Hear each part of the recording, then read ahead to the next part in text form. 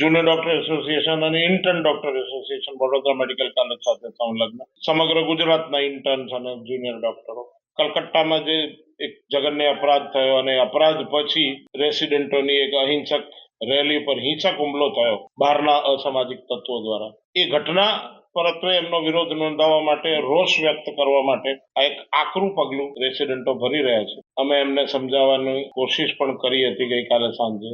હાલ એ લોકો આવેદનપત્ર આપીને ગયા છે અને આજે સવારે 8 વાગ્યાથી એ લોકોએ રૂટીન ડ્યુટી અમે નહીં કરીએ, એટલે ઓપીડીમાં પેશન્ટ નહીં તપાસે, વોર્ડમાં પેશન્ટોની સારવાર નહીં કરે, ફક્ત ઇમરજન્સી સેવાઓ ચાલુ રાખશે એવું કહીને ગયા છે. અને આ પ્રકારની હડતાલ અચોક્કસ મુદ્દતની હડતાલ છે એવું પણ આવેદનપત્રમાં લખેલું છે. આજી હોસ્પિટલના સુપ્રિન્ટેન્ડન્ટ તરીકે વિભાગીય વડા સાથે પરામર્શમાં રહીને મેડિકલ ઓફિસર, નોન ક્લિનિકલ બ્રાન્ચના શિક્ષકોનો, ટ્યુટરોનો ઉપયોગ કરી અમે વ્યવસ્થા ચાલુ રાખવાના તમામ પ્રયત્નો કરી રહ્યા છીએ.